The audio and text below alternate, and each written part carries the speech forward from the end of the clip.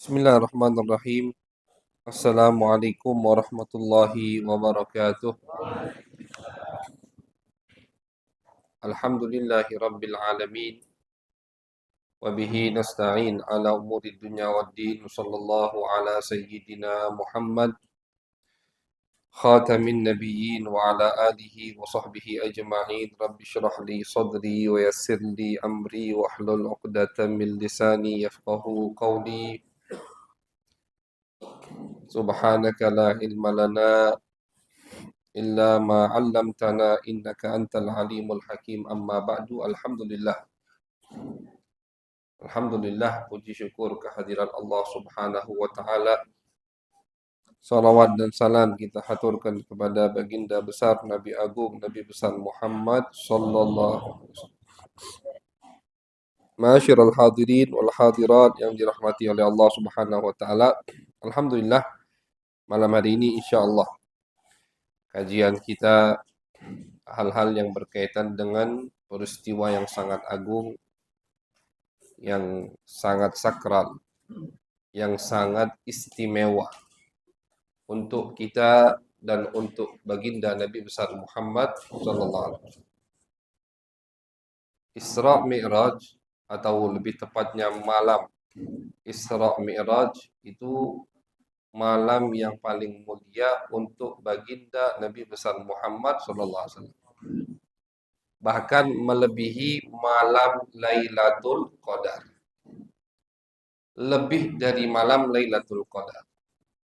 Kalau malam Lailatul Qadar itu kemuliaannya untuk kita, untuk umat Nabi Muhammad. Kalau malam Lailatul Qadar itu adalah seperti hadiah dari Allah untuk umat Nabi Muhammad. Tapi kalau untuk Nabi, malam yang termulia bagi beliau adalah malam Isra Mi'raj. Karena di malam tersebut beliau mendapatkan pemberian yang luar biasa dari Allah. Bahkan tidak pernah ada makhluk satupun yang Allah berikan pemberian tersebut kecuali kepada baginda Nabi besar Muhammad sallallahu alaihi wasallam, yaitu adalah ru'yatullah, melihat Allah Subhanahu wa taala. Jadi sebelum kita kaji tentang Isra Mi'raj ada beberapa poin yang akan kita sebutkan. Dan insya Allah malam hari ini kita lebih ke sejarah, lebih memperdalami sejarah Isra Mi'raj. Yang pertama, Isra adalah perjalanan di waktu malam. Itu artinya Isra. Perjalanan di waktu malam. Nah, jadi tidak ada khilaf ulama bahwasannya Isra itu dan Mi'raj terjadi di waktu malam. Gak ada di kitab sejarah yang mencantumkan Isra Mi'raj waktu siang atau zuhur, asar, gak ada. Isra Mi'raj di waktu malam. Kenapa? Karena Allah sendiri yang mengatakan di dalam Al-Quran, Subhanalladzi asra bi'abdihi laylan. Bahkan diulangi sama Allah. Maha suci zat Allah, yaitu Allah, yang menjalankan asra, yang menjalankan di waktu malam, diulangi lagi oleh Allah lailan, itu sebagai takkid, penguat bahwasannya Isra ini terjadi di waktu malam. Itu nggak ada khilaf. Isra adalah perjalanan di waktu malam. Dari mana? Dari kota suci Makkah menuju Baitul Maqdis. Itu Isra. Jadi Isra Mi'raj itu dua kata atau dua kalimat, dua pengertian. Isra perjalanan di waktu malam dari kota suci Makkah ke Baitul Maqdis. Kemudian baru setelah itu Mi'raj. Mi'raj itu naik ke atas. Itu arti Mi'raj. Kapan Mi'raj? Ya setelah Isra. Jadi dari Baitullah Makkah ke Baitul Maqdis di Palestina, dari Baitul Maqdis menuju atas itu namanya Mi'raj. Isra Mi'raj. Jadi Isra dari Makkah ke Baitul Maqdis, Isra dari Baitul Maqdis menuju ke atas sampai tempat tertinggi yang diinjak oleh Nabi Muhammad SAW, itu adalah Mi'raj. Jadi Isra Mi'raj, dua kejadian. Kejadian pertama Isra, tapi di waktu yang sama, nyambung. Kejadian kedua adalah Mi'raj. Itu nggak ada khilaf, terjadi di waktu malam. Kemudian pembahasan kedua, tidak ada khilaf bahwasannya Isra Mi'raj itu terjadi ketika Nabi berada di kota suci Mekkah sebelum beliau hijrah ke kota Madinah. Nggak ada khilaf itu. Jadi nggak ada ulama dalam kitab sejarah yang menuliskan Nabi Isra Mi'raj pas di Madinah, nggak ada. Ya, Nabi Isra Mi'raj dari kota suci Makkah. Apa yang ada khilaf? Yang ada khilaf tahun berapa? Itu khilafnya. Ada sebagian ulama mengatakan Isra Mi'raj itu terjadi di tahun 10 setelah Nabi Muhammad diutus oleh Allah. Di tahun 10 setelah Nabi Muhammad diutus oleh Allah Subhanahu wa taala. Artinya umur beliau 50 tahun. Sebelum hijrah ke Madinah 3 tahun. Itu pendapat yang pertama. Pendapat yang kedua mengatakan bahwasannya Isra Mi'raj terjadi 18 bulan sebelum Nabi Muhammad hijrah ke kota Madinah. 18 bulan berarti 1,5 tahun. 1,5 tahun sebelum Nabi Muhammad hijrah ke kota Madinah. Nah, jadi perselisihannya pun ulama tidak ada yang mengatakan di bawah tahun 10, nggak ada. Paling cepat mengatakan di tahun 10 setelah Nabi Muhammad diutus. Artinya 3 tahun lagi hijrah ke Madinah. Pendapat yang kedua mengatakan tidak. Bukan 3 tahun lagi hijrah ke Madinah terjadi Isra Mi'raj, tapi 1,5 tahun lagi akan hijrah ke Madinah terjadilah Isra Mi'raj. Itu yang ketiga. Kemudian yang keempat, apakah Nabi Isra Mi'raj dengan badannya, dengan ruh dan badan? Apakah hanya dengan ruh? Nah, ini juga perlu kita sampaikan. Apakah Nabi Isra Mi'raj dengan badannya, dengan jasadnya, atau hanya dengan ruhnya? Pendapat jumhurul ulama, jumhurus sahabat, semua bisa dikatakan 99% dari sahabat dan tabi'in dan ulama mengatakan Nabi itu Isra Mi'raj dengan ruh wal jasad. Dengan ruh dan jasadnya. Kenapa kita katakan 99%? Karena ada satu sahabat yaitu istri Nabi Sayyidah Aisyah radhiyallahu taala anha, beliau yang berpendapat bahwasannya Nabi ketika Isra Mi'raj la bil jasad, tidak dengan jasadnya tapi hanya dengan rohnya. Nah, jadi kita biar tahu, oh itu ada pendapatnya begitu. Cuman dibantah oleh semua sahabat. Jadi nggak mesti, oh ini istri Nabi, ini sahabat, pendapatnya semua benar, nggak mesti. Sahabat itu sesama mereka ada perselisihan pendapat. Ada pendapat fulan diamalkan, pendapat fulan nggak diamalkan. Pendapat sahabat Abu Hurairah diamalkan, pendapat sahabat Muaz misalkan nggak diamalkan, ya karena mereka kan manusia, gitu. Apalagi Siti Aisyah, kenapa pendapatnya tidak diamalkan oleh ulama? Bukan hanya sahabat, generasi setelahnya pun tidak mengamalkan pendapat Sayyidah Aisyah karena Sayyidah Aisyah waktu itu masih kecil. Sayyidah Aisyah waktu itu mungkin umurnya belum 8 tahun. Masih kecil. Artinya beliau nggak ingat kejadian tersebut. Beda dengan sahabat-sahabat lain yang udah besar, udah dewasa. Nah, makanya pendapat 1%, dan ini cuma pendapat beliau. Tidak ada sahabat lain yang mengatakan Nabi Isra Mi'raj dengan rohnya, nggak ada. Cuman pendapat Siti Aisyah radhiyallahu taala anha. Jadi kalau kita dengar ada orang misalkan di YouTube, kan ini sekarang ini zaman macam-macam kan begitu. Oh, Nabi Isra Mi'raj nggak dengan badan, cuman dengan rohnya. Ya sudah, itu pendapat dia. Tapi harus dia tahu bahwasanya pendapat dia cuma pendapat 1% dari semua sahabat dan dibantah oleh sahabat-sahabat Nabi besar Muhammad sallallahu alaihi wasallam. Semua sahabat selain Siti Aisyah mengatakan tidak. Nabi Muhammad Isra Mi'raj birrohi wal jasad, dengan jasad dan rohnya, dengan bermacam alasan argumen yang sangat kuat sekali. Salah satunya, ini logika ya, ini argumen logika pertama, akal-akalan. Kata ulama, umpama ini Nabi ketika menceritakan kepada orang musyrikin Mekah, nanti kita bakal ceritakan. Setelah Nabi Isra Mi'raj, pagi harinya itu Nabi menceritakan kejadian semalam kepada orang Mekah. Semuanya. Karena ini adalah wahyu dari Allah. Nabi ceritakan kepada yang muslim mukmin, Nabi ceritakan juga kepada yang masih musyrik. Kalau umpama cerita Isra Mi'raj yang Nabi ceritakan kepada mereka dan Nabi mengatakan kepada mereka itu aku dengan ruh, artinya ruh itu kan kayak mimpi. Artinya ruh itu kayak mimpi. Jasadnya ada di atas kasur, tapi ruhnya keluar. Kita semua itu kalau mimpi, ruhnya keluar. Makanya kenapa dikatakan tidur adalah mati kecil? Kenapa tidur dikatakan mati kecil? Karena ketika kita tidur, ruh kita keluar dari jasad kita. Oh Habib, kok bisa nggak meninggal? Orang meninggal?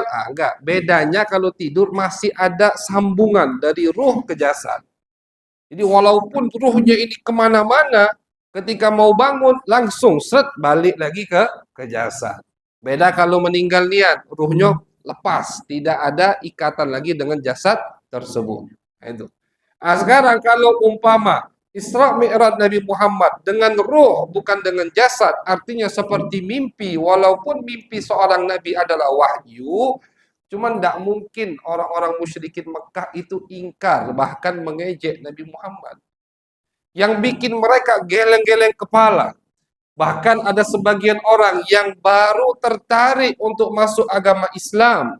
Ketika mendengar cerita Isra Mi'raj, menarik kembali niatnya untuk masuk agama Islam, karena menurut mereka ini gak masuk akal. Kenapa tidak masuk akal? Kok bisa ada orang dalam waktu sekejap, bukan semalaman, bukan sekejap, itu bisa dari Mekah ke Baitul Maqdis. Sedangkan kami kalau dari Mekah ke Baitul Maqdis perjalanan 1 bulan pergi, 1 bulan pulang. Jadi PP-nya itu 2 bulan. Kata orang Mekah, wahai Muhammad, kau ini sebelum ini yang kau sampaikan masih bisalah kami terima. Tapi yang cerita Isra Mi'raj ini, kata orang muslim, ini udah keterlaluan. Gila kamu ini, wahai Muhammad. Karena dari Mekah ke Baitul Maqdis itu perjalanan mereka. Mereka sering bolak-balik ke Baitul Maqdis. Kata mereka, kami ini kalau ke Baitul Maqdis 1 bulan pergi, 1 bulan pulang. Kau ngomong semalam ke sana, pagi ini melek udah di sini. Nah, jadi kata ulama, tidak mungkin orang musyrikin Mekah ingkar begitu ingkarnya kalau Nabi tidak Isra Mi'raj dengan jasad warroh. Kalau Nabi misalkan ngomong, aku semalam mimpi ke Baitul Maqdis, besok aku naik ke langit, ketemu Allah, aku turun lagi bangun di Mekah, nggak ada yang ingkar. Kan begitu. Kalau sekarang nih, ada orang mimpi, pergi kemana-mana, keliling dunia. Apakah ada yang ingkar? Ya namanya juga mimpi. Masuk akal kalau mimpi. Tapi yang membuat mereka ingkar, Nabi ngomong itu bukan mimpi, dengan jasad aku, dengan jasad. Itu secara logika.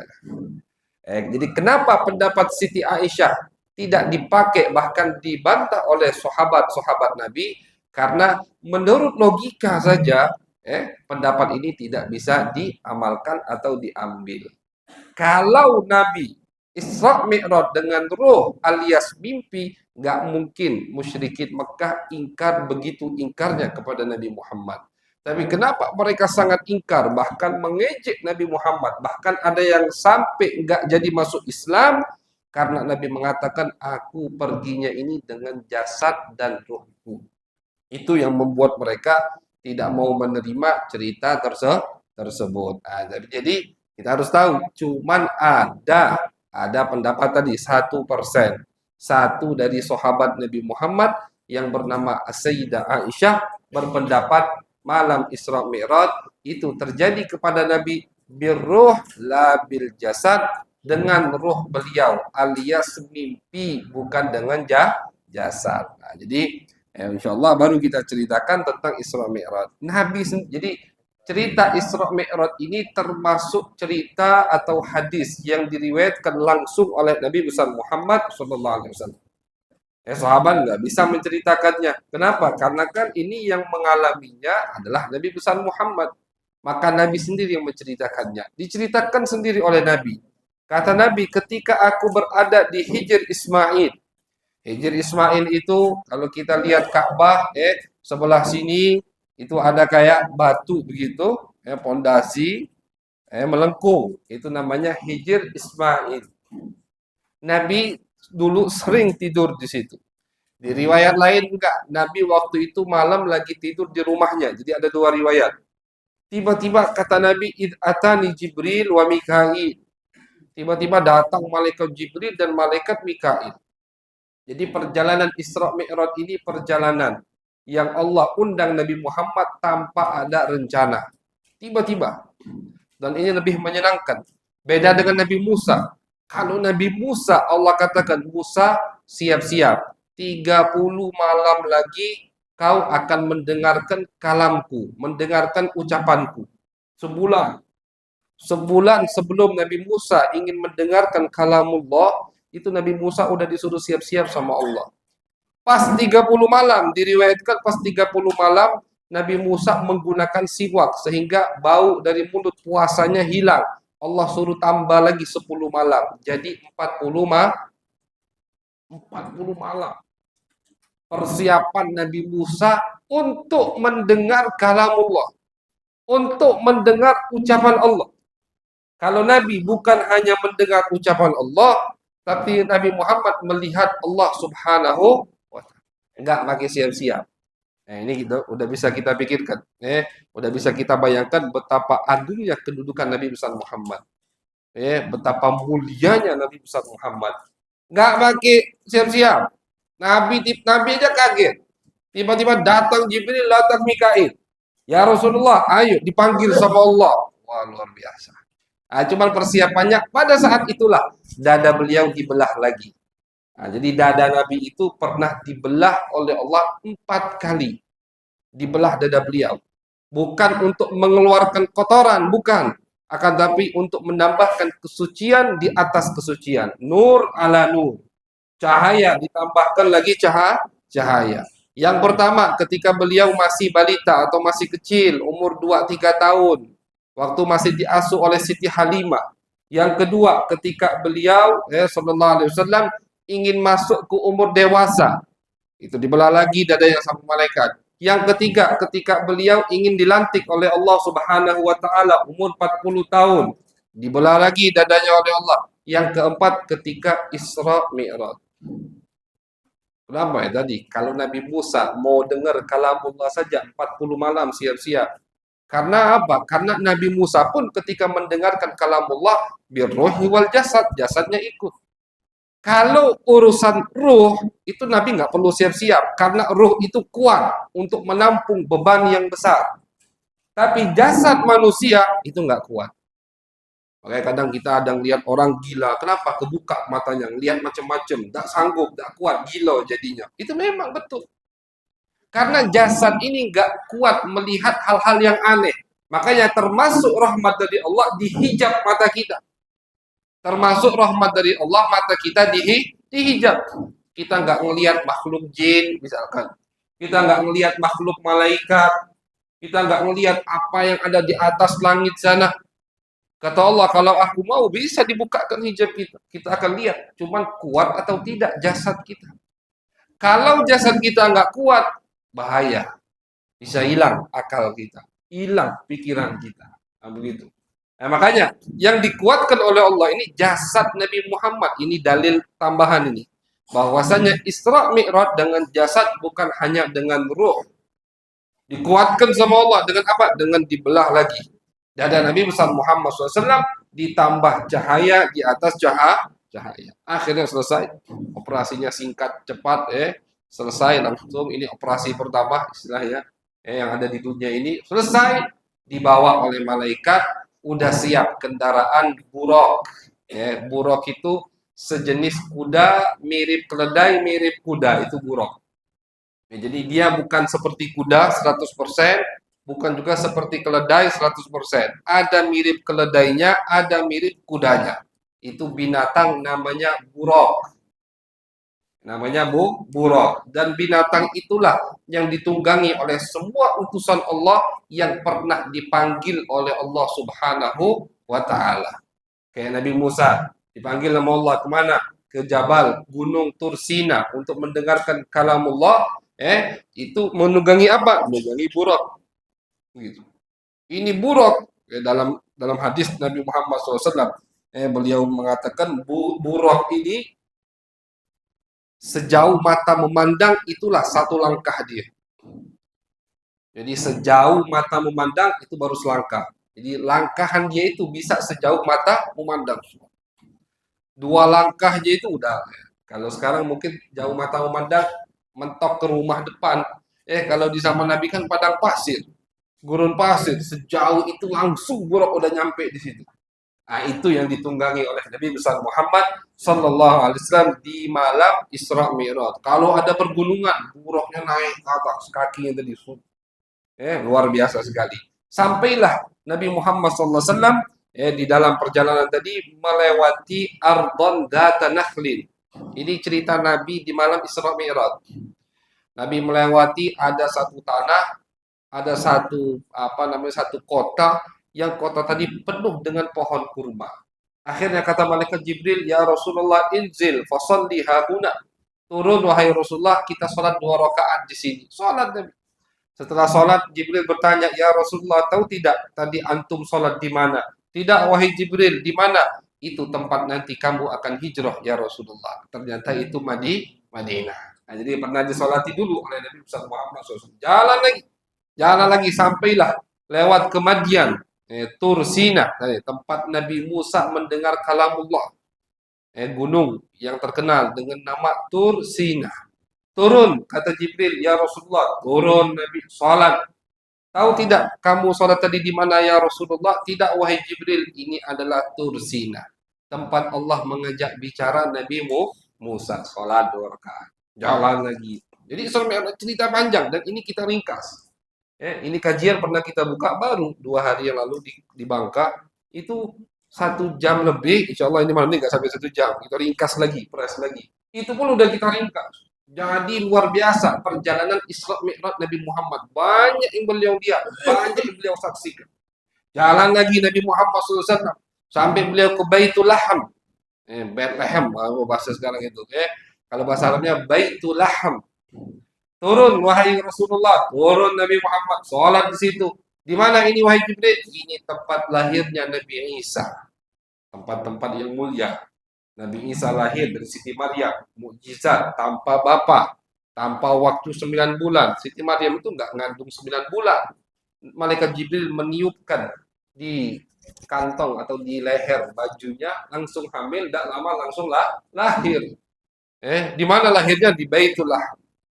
Beliau bersandar di pohon kurma Siti Maryam. Jadi tempat sakral itu. Ketika Nabi Muhammad lewat di situ, kata Jibril, ya Rasulullah, ayo kita sholat di sini untuk mengambil berkah. Dari sini ulama mengatakan, kalau kita lewat di tempat-tempat yang berkah, jangan kita lewatkan. Jangan kalau bisa mampir, jangan sampai nggak mampir. Walaupun mampir misalkan melihat, sekarang alhamdulillah ada foto, bisa foto-foto, kenangan kan begitu. Bisa sholat. Kenapa? Ngambil berkah dari tempat yang berkah. Ngambil berkah dari tempat yang berkah. Dan itu dilakukan di malam Isra Mi'raj oleh baginda Nabi besar Muhammad Sallallahu Alaihi Wasallam. Terus beliau jalan. Ini di perjalanan ini banyak yang beliau lihat. Cuma kita singkat. Sampailah beliau ke Baitul Maqdis. Ke Baitul Maqdis, beliau meletakkan buruk tadi, kendaraan beliau ikat di situ. Kata malaikat Jibril, semua nabi mengikat kendaraannya diikat di situ. Salat Nabi Muhammad 2 rakaat. Setelah beliau salat, beliau melihat banyak manusia kumpul di belakang beliau. Banyak tiba-tiba orang datang gitu. Kumpul. Akhirnya Jibril qomat. Mau salat berjamaah. Selesai Jibril qomat, bingung, gak ada yang maju jadi imam. Nabi juga nggak maju, tiba-tiba maju jadi imam. ditarik Nabi oleh malaikat Jibril, dipersilahkan untuk menjadi imam. Maju Nabi. Silahkan ya Rasulullah, kata malaikat Jibril. Sholat Nabi 2 rakaat jadi imam. Beliau jadi imam. Saat beliau sholat salah, kata Jibril, ya Rasulullah, tahu tidak siapa makmumnya tadi? Siapa wahai Jibril? Itu mereka semua adalah utusan yang pernah diutus oleh Allah. Semua nabi, semua rasul yang pernah ada di dunia ini, itu tadi semua sholat di belakangmu ya Rasulullah. Dari Adam sampai Isa. Kalau jumlah nabi ribuan, bahkan ulama mengatakan lebih baik tidak kita patoki berapa jumlah nabi, karena nggak tahu jumlahnya kecuali Allah. Begitu juga jumlah rasul. Kalau rasul di Al-Quran cuma 25 yang disebutkan, yang nggak disebutkan Allah katakan sebagian kami ceritakan, sebagian nggak kami ceritakan. Nah, yang nggak diceritakan oleh Allah itu banyak. Kalau jumlah rasul ratusan, kalau jumlah nabi ribuan. Bahkan ulama katakan tadi, nggak usah dipatoki 10.000, 11 nggak usah, karena kita nggak bisa tahu pasti kan begitu. Itu semua kumpul. Untuk apa? Untuk sholat makmuman, menjadi makmum. Imamnya adalah baginda Nabi besar Muhammad Sallallahu Alaihi Wasallam. Makanya kadang kita sering dengar dalam qasidah, ya Imam Ar-Rusli, wahai pemimpin para utusan Allah, wahai imam, wahai para utusan Allah. Betul. Sebelum di akhirat lain lagi nih ceritanya. Ini kita baru di dunia. Di dunia beliau udah jadi imam semua utusan Allah Subhanahu wa ta'ala. Salat Nabi Muhammad, selesai salat kata Jibril, ya Rasulullah, tadi makmum itu semuanya para anbiya dan para rasul.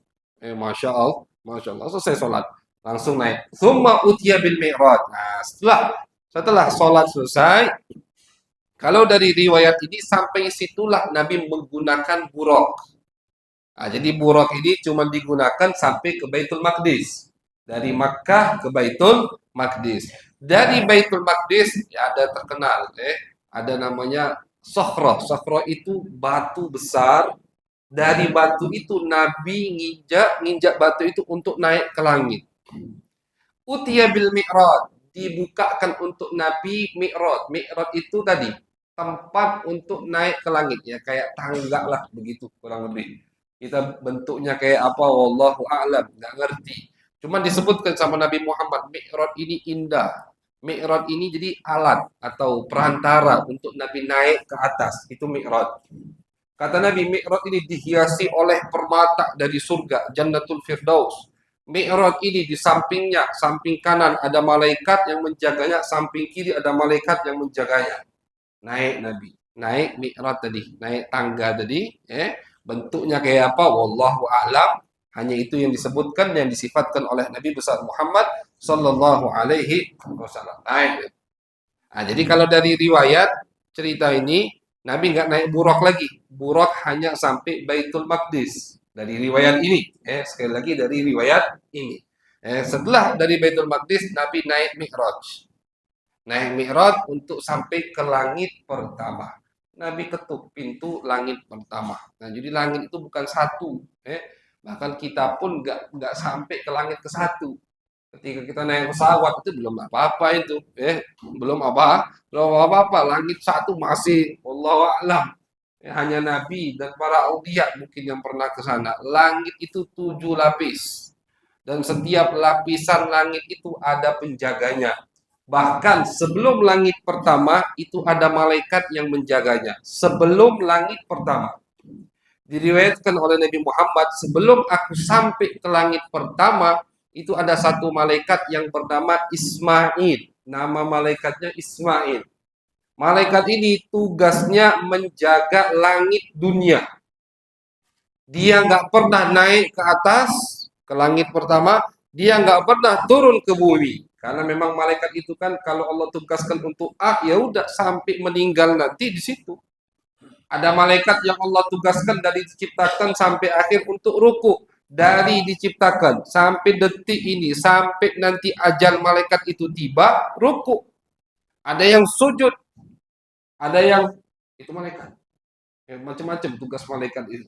Dan nggak ada yang tahu jumlah malaikat kecuali Allah Subhanahu wa ta'ala. Ini malaikat yang menjaga langit sebelum pintu pertama, kata Nabi Muhammad, bernama Ismail. Ini cerita Biar apa mungkin ada yang pengen tahu sumbernya dari mana Habib? Dari kitab yang bernama Subulul Huda war Rasyad. Ya. Judul kitab yang kita ambil semua ini dari kitab Subulul Huda war Rasyad karya Al-Imam Asy-Syami. Dicetak mungkin sekarang cetakannya dari 7 sampai 10 jilid. Kitab yang kita ambil cerita ini. Nah, jadi kita bersanad atau ada sumbernya, bukan ngarang-ngarang begitu sambil ngopi ngarang enggak Kita dari kitab. Nah, jadi di langit itu ada malaikat yang bernama Ismail. Malaikat ini kata Nabi Muhammad memiliki pasukan 70.000. 70.000 malaikat. Ternyata 70.000 ini kata Nabi itu statusnya panglima atau jenderal. Artinya masih punya pasukan lagi di bawahnya. Setiap dari 7.000 panglima ini mempunyai pasukan 100.000 malaikat.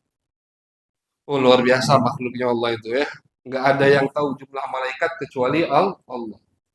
Satu malaikat, Ismail ini. Kata Nabi punya 70.000 jenderal dari malaikat. Setiap satu malaikat punya 100.000 pasukan. Nah, ini kalau kita baca ini nggak mungkin kita sombong lagi. Mau sombong apa kita? Melawan malaikat satu aja nggak bisa. Ini mau melawan semua ciptaan Allah Subhanahu wa Ta'ala. Singkat cerita, naiklah Nabi ke langit pertama. Diketuk sama malaikat Jibril. Ditanya sama di balik pintu, siapa? Jibril. Siapa bersamamu? Muhammad. Udah diutus belum? Udah. Dibuka. Ternyata kata Nabi, Faidah Nabi Adam. Ternyata Nabi Adam. Jadi langit pertama itu pintunya yang jaga Nabi Adam. Dibuka, disambut oleh Nabi Adam. Selamat datang, anakku yang soleh, anakku yang baik. Disambut. Kata Nabi Muhammad ketika aku melihat Nabi Adam, itu di samping kanan kiri beliau ada kayak jalan. Kayak ada jalan. Itu kata malaikat Jibril, yang kanan itu tempat masuknya ruh-ruh orang yang beriman. Yang kiri tempat masuknya ruh-ruh orang yang tidak beriman. Nabi Adam kalau melihat yang kanan senyum, senang. Kalau melihat ke kiri nangis dan sedih. Itu Nabi Adam. Singkat cerita, naik lagi Nabi Muhammad, selesai langit kedua. Langit pertama, naik ke langit kedua. Naik ke langit kedua, dibuka. Sama soalnya, siapa? Jibril. Ya, karena nggak sembarangan bisa masuk. Siapa? Jibril. Siapa bersamamu wahai Jibril? Muhammad. Udah diutus, kata malaikat Jibril. Dibuka. Ternyata di langit kedua ada Nabi Isa dan Nabi Yahya alaihi wassalam. Nabi Isa dan Nabi Yahya ini sepupu atau misanan. Nabi Isa dan Nabi Yahya. Nabi Isa dan Yahya, sepupu atau misanan. Dua nabi itu ada di langit kedua. Yang satu udah meninggal, yang satu lagi belum meninggal. Nabi Isa belum meninggal. Sepakat ulama ahlu sunnah wal jamaah di Al-Quran Allah ceritakan bahkan Nabi Isa belum meninggal, diangkat sama Allah. Kemana diangkatnya? Ini cerita dari Nabi ke langit kedua. Nanti di akhir zaman ketika Dajjal keluar, baru Nabi Isa turun lagi untuk mengalahkan Dajjal. Bahkan diriwayatkan nanti di akhir zaman Nabi Isa turun dan beliau akan menikah, mempunyai anak keturunan, baru setelah itu beliau meninggal, dikuburkan di pemakaman komplek Nabi besar Muhammad SAW. Masih ada sisa satu itu. Ya, pemakaman yang kita ziarah yang sekarang di Madinah itu ada sisa satu. Untuk siapa? Untuk Nabi Isa alaihissalam. Karena walaupun Nabi, bagaimanapun makhluk akan ada ajalnya, kan begitu. Nah, jadi langit kedua Nabi Isa. Disambut, selamat datang saudara yang mulia, saudara yang soleh. Naik lagi Nabi ke langit ketiga. Diketuk pintunya, sama pertanyaannya, dibuka. Ternyata Nabi Yusuf alaihissalam. Di langit ketiga ada Nabi Yusuf. Kata Nabi Yusuf itu tampannya Allah berikan setengah ketampanan yang Allah ciptakan ada di Yusuf. Setengah ketampanan yang Allah ciptakan di muka bumi ini ada pada Yusuf. Setengah. Sempurna buat siapa? Buat yang ngomong baginda Nabi besar Muhammad SAW. Beliau Allah berikan semua ketampanan. Kalau Nabi Yusuf Allah berikan 50% ketampanan, Nabi Muhammad 100%. Tapi kenapa tidak ada ceritanya perempuan di zaman Nabi ada yang tergoda sampai menggoda Nabi? Atau ada yang memotong tangannya dengan pisau seperti perempuan di zaman Nabi Yusuf? Kan begitu? Diceritakan di surat Yusuf. Zulaikha tergoda, menggoda Nabi Yusuf. Zulaikha ini yang ngurusi Yusuf dari kecil. Ketika Yusuf dewasa, tergoda dengan ketampanan Nabi Yusuf alaihi salam. Zulaikha ketika menggoda Nabi Yusuf, dicemooh, dikritiki oleh teman-temannya. Zulaikha nggak jawab, diam aja. Kata Zulaikha, kalian datanglah ke rumahku. Nggak dijawab sama dia. Datang ke rumah Nabi, ke rumah Zulaikha, diberikan buah dan pisau. Sebelum mereka memotong buah tadi, sama Zulaikha dipaksa Nabi Yusuf untuk ke ruangan itu, untuk masuk lewat saja. Lewatlah Nabi Yusuf. Apa kata mereka? Mahada basyara in hadza illa malakun karim. Di Al-Qur'an. Kata perempuan-perempuan ini bukan manusia, ini malaikat ini. Tanpa mereka sadari, mereka bukan ngupas kulit buah, tapi kulit mereka sendiri mereka lukai. Nggak sadar. Sampailah Yusuf keluar, baru mereka teriak semua, darah dan kesakitan. Tapi Nabi Muhammad tidak ada ceritanya. Nabi Muhammad ada perempuan yang sampai begitu tergodanya dengan ketampanan Nabi Muhammad. Dijawab sama ulama. Tenang, ada jawabannya semua sama ulama. Karena Nabi Muhammad tampan, ganteng, enak dilihat, cuman Nabi Muhammad diselimuti dengan rahmatan lil alamin. Jadi saking rahmatnya beliau untuk alam semesta ini, tidak ada hal-hal yang berkaitan dengan Nabi Muhammad menimbulkan fitnah, itu nggak ada. Tidak ada sifat Nabi Muhammad yang indah yang sampai menjadikan cobaan, musibah untuk orang yang hidup di zaman Nabi besar Muhammad sallallahu alaihi wasallam. Kenapa? Karena beliau rahmatan lil alamin. Beda dengan Nabi Yusuf. Naik lagi ke langit keempat. Dibuka langit keempat. Fa idza ana bi Idris alaihi salam. Langit keempat ada Nabi Idris. Nabi Idris ini termasuk Nabi yang diriwayatkan masih hidup, belum meninggal. Di surat Maryam Allah katakan wa rafa'nahu makanan aliyya. Idris kami angkat ke tempat yang tinggi. Dari situ ulama mengatakan ada 4 nabi yang masih hidup. Sampai sekarang nih, ada 4 nabi yang masih hidup. 2 sepakat ulama, 2 lagi khilaf ulama. Ada perselisihan pendapat. Siapa yang ulama sepakat? Pertama Nabi Isa tadi, di Al-Quran disebutkan. Yang kedua Nabi Khidir alaihi salam. Khidir ini ulama sepakat hidup. Cuman yang khilaf itu apakah dia Nabi, atau dia Rasul, atau dia hanya seorang wali. Ini khilaf ulama. Cuman kebanyakan ulama mengatakan diambil tengah-tengah. Bukan Rasul, bukan wali, melainkan nabi. Tapi kalau Khidir masih hidup, nggak ada khilaf ulama. Khidir masih hidup. Jadi 2 nabi yang masih hidup tanpa khilaf, Isa dan Khidir. 2 lagi ada khilaf. Siapa? Idris dan Nabi Ilyas. Idris dan Nabi wa inna Ilyasa laminal mursalin. Disebutkan di Al-Quran. Idris dan Ilyas. Ini ulama khilaf. Ada yang mengatakan mereka sudah meninggal, ada yang mengatakan tidak, mereka masih hidup. Bahkan diriwayatkan setiap tahun di musim haji di Padang Arafah, Ilyas dan Khidir selalu bertemu, berjabat tangan. Tiap tahun di musim haji di Padang Arafah, Nabi Ilyas dan Nabi Khidir pasti mereka haji dan mereka pasti bertemu, berjabat tangan sambil membaca zikir yang sangat terkenal. Bismillahirrahmanirrahim. La yasuful khair illallah. Bismillahirrahmanirrahim. La yasrifus su illallah. Bismillahirrahmanirrahim. Ma kana min nikmatin faminallah. Bismillahirrahmanirrahim. La haula wala quwata illa billah. Ini kalau kita sering baca zikir ini, biar tahu sumbernya dari mana, dari 2 nabi ini. Jadi 2 nabi ini setiap tahun ketemu di Padang Arafah, jabat tangan, baca ini, pisah lagi tiap tahun. Jadi begitu, 4 nabi yang sepakat ulama, 2 masih hidup, 2 lagi ada khilaf ulama. Jadi di langit keempat ada Nabi Idris alaihi salam. Naik lagi Nabi ke langit kelima. Di langit kelima dibuka, ternyata ada Nabi Harun alaihi salam. Langit kelima yang menjaganya Nabi Harun. Nabi Harun ini kata Nabi jenggotnya panjang sampai ke pusernya jenggotnya. Dan jenggotnya ini udah bercampur hitam putih, kata Nabi Muhammad. Disifatkan nama Nabi Muhammad. Naik lagi Nabi ke langit ke-6. Faidah Nabi Musa alaihi salam. Di langit ke-6 ada Nabi Musa. Nabi Musa di langit ke-6. Lewat Nabi, sambut sama Nabi Musa. Setelah Nabi ingin naik ke langit ke-7, Nabi Musa menangis. Ditanya sama Nabi Muhammad, Jibril, kenapa Musa menangis habis ketemu aku? Nabi Musa habis ketemu Nabi menangis. Ngapa nangis kata Nabi? Dijawab sama Nabi Musa alaihissalam, ternyata ini anak muda yang umatnya lebih banyak masuk surga daripada umatku. Jadi Nabi Musa tuh nangis karena cemburu, ghibthah, bukan dengki, bukan hasud ya. Nggak mungkin Nabi ada sifat hasud. Cuman cemburu, ghibthah.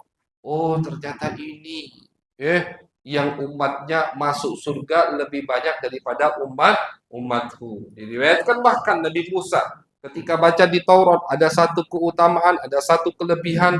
Nabi Musa minta, ya Allah, tolong berikan ini untuk umatku. Diwahyukan, dijawab sama Allah, tidak wahai Musa. Itu untuk umat Nabi akhir zaman. Lewat lagi, ada satu keutamaan, keunggulan. Minta lagi Nabi Musa untuk umatnya. Dijawab sama Allah, tidak ya Musa, itu untuk umat akhir zaman. Sering begitu. Akhirnya Nabi Musa minta sama Allah, ya Allah, jadikan aku umat Nabi akhir zaman. Saking banyaknya keutamaan kita di kitab Taurat yang disebutkan oleh Allah Subhanahu wa taala. Sampai-sampai Nabi Musa minta jadi umat Nabi Muhammad sallallahu alaihi wasallam. Jadi Nabi Musa menangisnya begitu. Udah, naik lagi ke langit ketujuh. Di langit ketujuh dibuka faida Nabi Ibrahim. Di langit ketujuh ada Nabi Ibrahim, datuknya Nabi Muhammad sallallahu alaihi wasallam, disambut oleh Nabi Ibrahim. Ahlan wa sahlan, selamat datang bil ibni saleh, dengan anak yang soleh, anak yang luar biasa, anak yang mulia. Karena Nabi Muhammad nasabnya nyambung ke Ismail bin Ibrahim alaihi wassalam, disambut. Fa'idha Nabi Ibrahim musnidatun dhahrahu ilal baitil ma'mur. Kata Nabi, aku melihat Ibrahim lagi nyender. Sendernya kemana? Ke Baitul Ma'mur.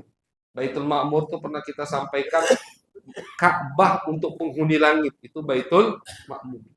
Jadi pas posisinya itu di mana? Di atas Ka'bah. Jadi kata Nabi, umpama ada batu yang jatuh dari Baitul Ma'mur, itu jatuhnya akan ke atas Ka'bah. Pas jadi.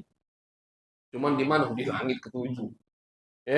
Dan Baitul Ma'mur ini luasnya tidak ada yang tahu kecuali Allah.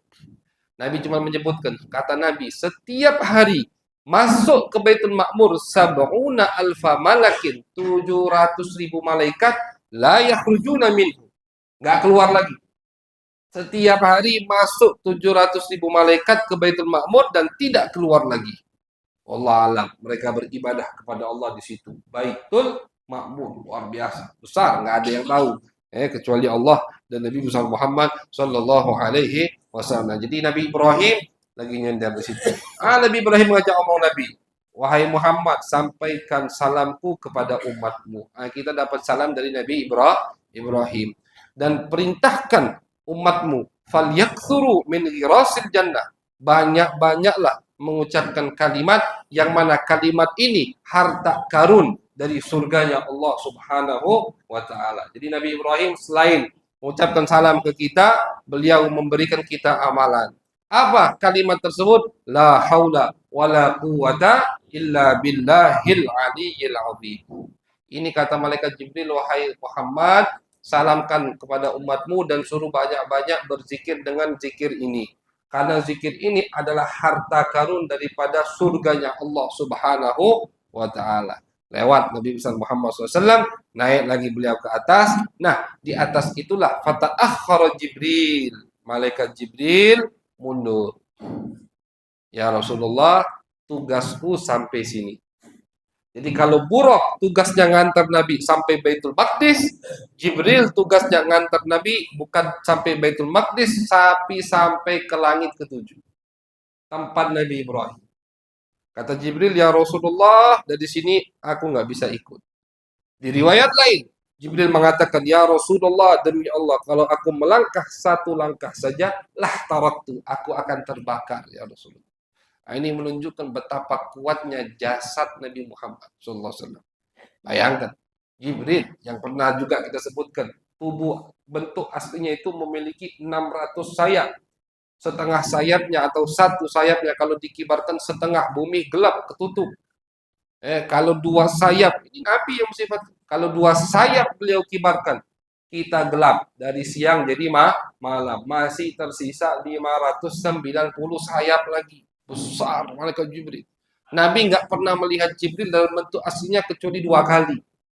Yang pertama kapan? Ketika dilantik pertama kali oleh Allah, turun ayat Iqra bismi rabbikal ladzi khalaq. Yang kedua, ketika Isra Mi'raj. Jibril pas Isra Mi'raj itu dengan bentuk aslinya menemani Nabi besar Muhammad sallallahu alaihi wasallam. Nah, di perjalanan ini banyak cerita yang kita singkat nih, yang kita nggak sebutkan. Biar kita amanah, kita sebutkan, kita sampaikan. Di perjalanan Nabi ke langit itu, Nabi banyak lihat macam-macam.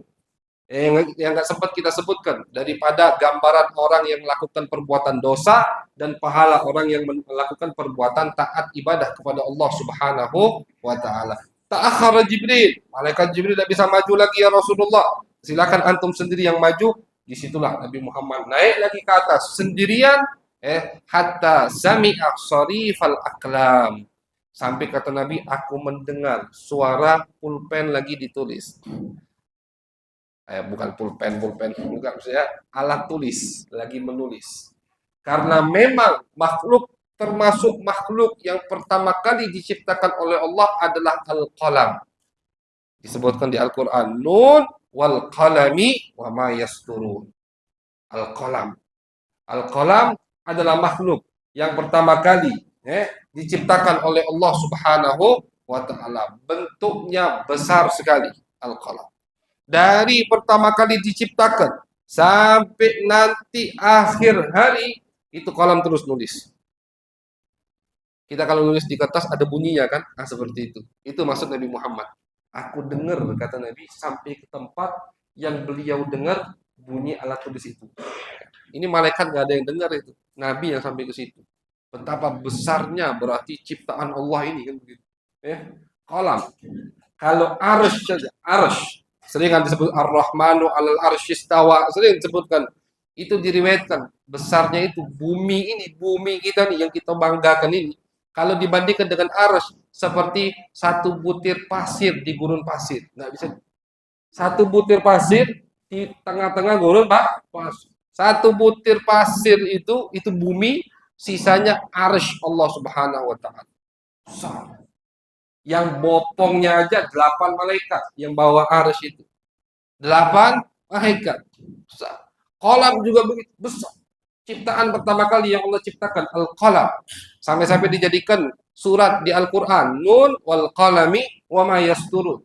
Demi kata Allah, Allah bersumpah, demi qalam, demi alat tulis dan yang apa dia tulis. Yasturun artinya yaktubun, dia tulis.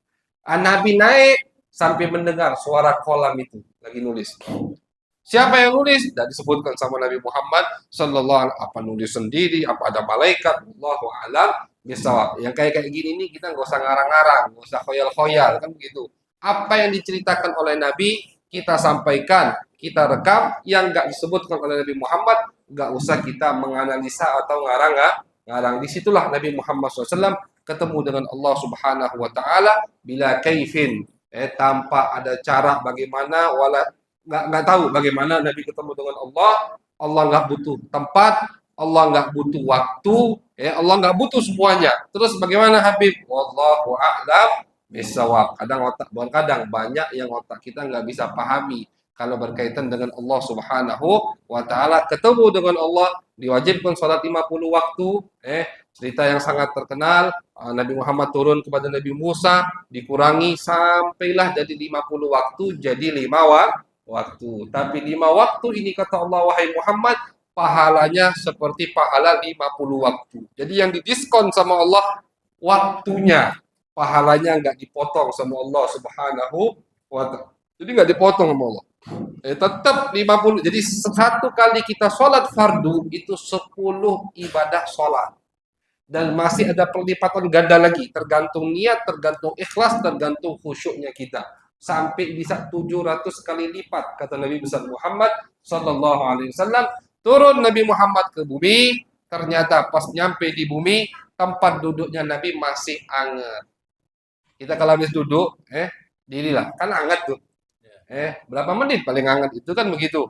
Nabi pulang ke tempat tidur beliau masih hangat. Artinya kalau di waktu dunia sebentar sekali. Padahal kita ceritanya aja ini mungkin baru 25% yang kita sampaikan. Itu udah waktunya mau habis. 25% baru ini. Belum kita ceritakan semua ini. Jadi kalau mau memang mengkaji Isra Mi'raj kupas tuntas mungkin bisa 4 atau 6 pertemuan baru selesai. Begitu. Banyak yang disaksikan yang dialami oleh Nabi Muhammad. Itu beliau alami semuanya. Pulang ke muka bumi ini hanya sebentar, sekilas cuman. Tempat tidurnya masih hangat. Beliau sampai, ini perjalanan sangat luar biasa. Beliau besok pagi seperti tadi yang kita sampaikan, ini wahyu dari Allah, wajib tabligh, wajib beliau sampaikan. Di waktu subuh Nabi Muhammad kelihatan sumpek. Ini penutup. Tapi sumpek. Lewatlah Abu Jahal, musuhnya Nabi Muhammad. Dilihat, kenapa Muhammad ini mukanya kok muram ini ya, sumpek gitu. Ditanya. Nabi sumpah bukan apa? Nabi, aduh gimana ini? Gitu. Selama ini aku didustai. Kalau makanya ini termasuk dalil tambahan nih, bahwasanya beliau bukan mimpi dengan jasad. Nabi mimpi. Gimana nih aku menceritakannya? Aku ngomong dapat wahyu aja mereka pada mendustai aku. Bagaimana kalau aku ceritakan semalam aku ke Baitul Maqdis, terus ke langit, ketemu Allah, pulang, pagi udah di sini. Artinya cuma semalam. Akhirnya Abu Jahal lewat. Mabi kayak Muhammad. Kenapa kamu wahai Muhammad? Abu Jahal ini pinter acting. Ini musuh paling paling paling sadis Abu Jahal. Dia masang mukanya itu kayak kesian. Kenapa? Kayak perhatian. Kan ada tuh orang-orang kayak gitu. Bahasa Palembang apa? Rai 12 kan gitu. Rai 12 belah depan kita cak baik ini kan belakang kita betaring gitu. Itulah Abu Jahal. Rai 12 itu Abu Jahal itu. Rai 12 Abu Jahal. Sian dia juga Nabi. Kenapa Muhammad? Kata Rasulullah, aku dapat cerita atau dapat wahyu baru. Apa wahyu? Ceritakan. Nabi ceritakan karena mengharap Abu Jahal masuk Islam cerita. Abu Jahal, hatinya nahan ini. Dia masih acting. Wahai Muhammad, aku akan kumpulkan semua orang Mekah. Tapi kau ceritakan juga ya kepada mereka seperti yang kau ceritakan kepadaku. Wah, Nabi tambah semangat. Wah, Abu Jahal semangat nih, mau dengar cerita kan gitu. Padahal Abu Jahal ingin apa? Ingin Nabi tambah didustai, ingin Nabi tambah dibohongi, kan begitu. Abu Jahal yang kumpulkan, ayo jamaah kumpul di musola misalkan. Muhammad mau menyampaikan sesuatu kepada kalian. Abu Jahal yang kumpul, kan kumpul semua akhirnya. Yang musyrik kumpul, yang muslim mukmin juga kumpul. Ayo Muhammad, udah kumpul semua, ceritakan. Ceritalah Nabi. Dari awal sampai akhir, selesai Nabi cerita, semua geleng-geleng. Kau ini gila wahai Muhammad. Naudzubillah. Bukan disambut, bukan dipercayai, malah didustai dan dicemooh, dicaci maki Nabi Muhammad. Ini cobaan untuk Nabi Muhammad. Dia wajib menyampaikannya. Ini tabligh, perintah dari Allah. Dan ketika menyampaikan perintah dari Allah, bukan dapat jabatan yang hangat, tapi malah dicemooh. Ada yang nutup telinga, ada yang meludah ke bawah. Tunjukkan ini gila ini. Ada yang tadi ngomong, Muhammad, sebelum ini cerita-cerita kau itu bisalah aku terima. Tapi yang sekali ini, ini kebangetan ini. Nggak bisa aku terima. Gila kau wahai Muhammad. Iya. Ada yang tadi, ada baru ketertarikan ingin masuk ke agama Islam. Gara-gara dengar itu. Nggak jadi lah ini, ngawur ini. Abu Jahal senang. Senang Abu Jahal. Datang Abu Jahal ke rumah Abu Bakar As-Siddiq. Ini berhasil nih kata dia. Abu Bakar ini. Karena Abu Bakar teman Nabi Muhammad. CS Nabi Muhammad. Diketuk pintu Abu Bakar. Ada apa kata Abu Bakar? Tuh, kawan kau tuh. Ada cerita baru. Apa kata Sayyidina Abu Bakar? Iya, wah, Abu Jahal semangat cerita. Berharap Abu Bakar murtad. Meninggalkan Nabi Muhammad. Cerita Abu Jahal panjang lebar. Kata Abu Bakar As-Siddiq, apakah itu kau dengar langsung dari mulut Nabi Muhammad? Iya, kata Abu Jahal, maka demi Allah aku iman kepada Nabi Muhammad. Ini bedanya orang yang beriman. Kau dengar langsung dari Nabi? Iya, demi Allah aku percaya dengan Nabi Muhammad. Aku percaya lebih dari itu. Orang tiap hari Nabi ngomong, tadi turun Jibril dengan wahyu, datang Jibril wahyu, datang Jibril wahyu. Kalau cuman sekejap mata semalam Muhammad ke Baitul Maqdis, kemudian bertemu dengan Allah, pulang lagi di waktu subuh, itu masuk akal. Nah, ini orang yang beriman bisa menerima apapun yang disampaikan oleh syariat oleh Nabi Muhammad Muhammad Sallallahu Alaihi Wasallam. Tapi orang yang nggak beriman, logika, padahal logikanya ujung-ujungnya mentok, mantap ujung-ujungnya. Tapi yang beriman, iman kepada Nabi besar Muhammad SAW. Falidalika summiya bis-siddiq. Oleh karena itu dia diberi julukan As-Siddiq. Namanya itu Abu Bakar. Namanya Abu Bakar. Kenapa ditambahi Abu Bakar As-Siddiq? Arti As-Siddiq adalah orang yang sangat percaya. Kepada siapa? Kepada Nabi besar Muhammad Sallallahu Alaihi Wasallam. Dari detik itu, Sayyidina Abu Bakar ditambahi dengan julukan As-Siddiq. Tapi biar beliau melihatkan kepada umat musyrik di kota Mekah, Nabi ini jujur, sama Abu Bakar, Abu Jahal diajak ngadep Nabi. Semua dikumpulkan lagi. Kata Sayyidina Abu Bakar, ya Rasulullah, tolong sifatkan Baitul Maqdis. Abu Bakar percaya, cuman biar yang lain dengar. Kata Nabi, Baitul Maqdis, Nabi kan gak terlalu perhatian. Nabi agak bingung, datang malaikat Jibril menyodorkan kepada Nabi gambar Baitul Maqdis. Nabi nyifatkan kayak orang lihat layar. Oh, Baitul Maqdis ada 10 pintu. Pintu ini begini. Ini orang yang lihat itu ngelongok semua, yang dengar Nabi ngomong. Karena mereka pernah semua ke Baitul Maqdis. Dan mereka tahu Muhammad tidak pernah ke Baitul Maqdis. Nabi itu nggak pernah kemana-mana, cuma ke Syam 2 kali. Dari beliau kecil sampai beliau dilantik oleh Allah, cuma pergi ke Syam 2 kali. Yang pertama dengan pamannya Abu Thalib, yang kedua dengan Maisarah, pembantu Siti Khadijah. Akhirnya menikah dengan Siti Khadijah, habis itu tak pernah keluar lagi. Dan mereka tahu itu semua. Makanya ketika Nabi jangan menyifatkan, oh di atas pintunya ada jam, sampingnya ada jam lagi, itu depannya AC, samping detail Nabi mensifatkan Baitul Maqdis, semua melongo. Abu Bakar As-Siddiq setiap Nabi ngomong, bersaksi, aku bersaksi kau utusan Allah. Karena Abu Bakar juga pernah ke Baitul Maqdis. Aku bersaksi kau utusan Allah. Betul, aku bersaksi. Ini mulut orang yang beriman. Kalau Abu Jahal dan teman-temannya, oh ini dukun hebat Muhammad ini. Dukun yang hebat. Benar soalnya, kan gitu. Bukan iman. Kalau Abu Bakar menangis setiap Nabi ngomong, oh tambah yakin, tambah yakin, tambah yakin. Aku bersaksi kau utusan Allah. Aku bersaksi kau utusan Allah.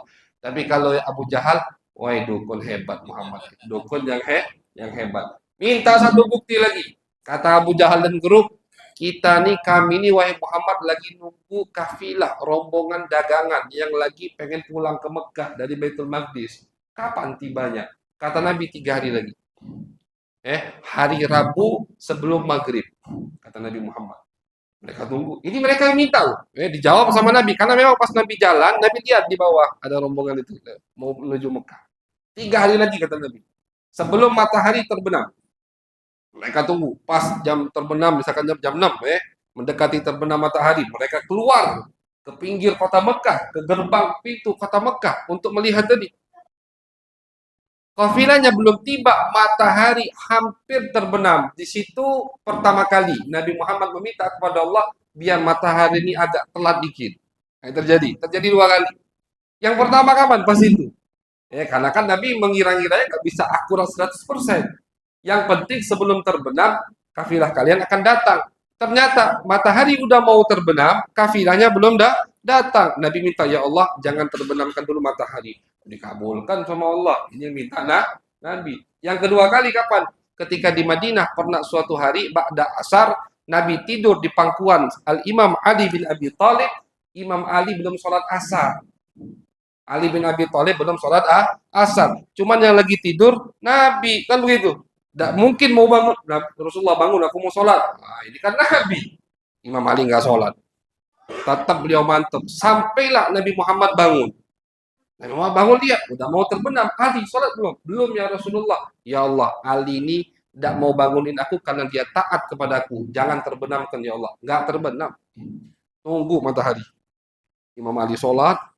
Selesai Imam Ali sholat, baru matahari masuk ke waktu maghrib. 2 kali. Nah, jadi yang kedua di Madinah, yang pertama kapan? Di Isra Mi'raj. Akhirnya mereka nunggu, satu orang teriak, oh itu kafilah kita, satu orang lagi teriak, oh itu terbenam matahari. Artinya pas apa yang dikatakan oleh Nabi Muhammad, tapi apa? Sama. Tadi yang mereka katakan ada sihrum mubin. Ini dukun yang sangat hebat, dukun yang luar biasa. Naudzubillah minal. Jadi dari cerita Isra Mi'raj yang percaya insya Allah akan menjadi seperti Sayyiduna Abu Bakar As-Siddiq, iman betul kepada Nabi Muhammad. Yang enggak percaya, naudzubillah, jangan kayak jadi Abu Jahal. Naudzubillah min dzalik. Itulah kurang lebih masyaallah hadirin daripada cerita perjalanan Isra Mi'raj Nabi besar Muhammad sallallahu alaihi wasallam. Ini perlu kita ceritakan, perlu kita dengarkan. Tahun depan dengarkan lagi.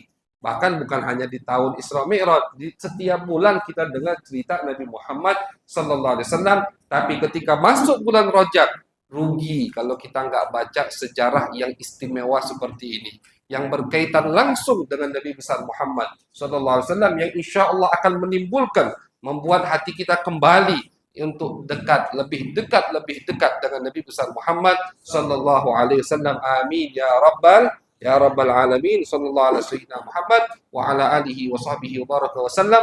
Walhamdulillahi rabbil alamin.